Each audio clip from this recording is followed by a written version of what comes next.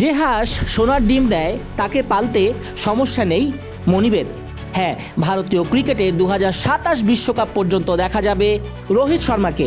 রোহিত তো নিজেই বলেছেন তিনি একদিনের ক্রিকেট খেলবেন। ম্যাচের শেষেও যেসব কথাবার্তা বলছিলেন তাতে স্পষ্ট যে খেলা চালিয়ে যেতে চান। একদিনের ক্রিকেট, এমনকি 2027 বিশ্বকাপে খেলার সম্ভাবনা উড়িয়ে দিলেন না। বারবার তার মুখে উঠে এলো আগ্রাসী ক্রিকেট খেলার কথা।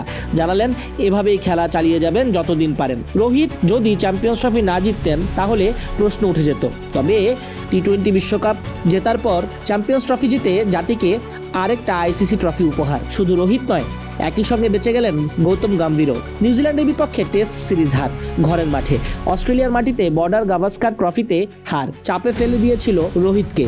চাপে ছিলেন কোচ গৌতম গম্ভীরও। এমনকি গুঞ্জন উঠেছিল চ্যাম্পিয়ন্স ট্রফি জিততে না পারলে গম্ভীরের চাকরি যেতে পারে। তবে সব কিছু বন্ধ হয়ে গেছে। রোহিত গম্ভীর দুজনেই হাফ ছেড়ে বেঁচেছেন। এখন টার্গেট সামনে। কোহলি তো বলেই দিয়েছেন এখন ইন্ডিয়ান টিমের যে সেট আপ, আগামী 8 বছর অনায়াসে রাজত্ব করবে টিম ইন্ডিয়া। গত 15 বছরে 4টা আইসিসি শিরোপা জয় তেমনই ইঙ্গিত দিচ্ছে। গতকাল দুবাইয়ে নিউজিল্যান্ডকে 4 উইকেটে হারিয়ে এক যুগ পর চ্যাম্পিয়ন্স ট্রফি শিরোপা পুনরুদ্ধার করে ভারত। 2024 টি-20 বিশ্বকাপের শিরোপা জয়ের পর এ নিয়ে 1 বছরেরও কম সময়ে 2টি শিরোপা জেতার রেকর্ড গড়ল রোহিত শর্মা, বিরাট কোহলিরা।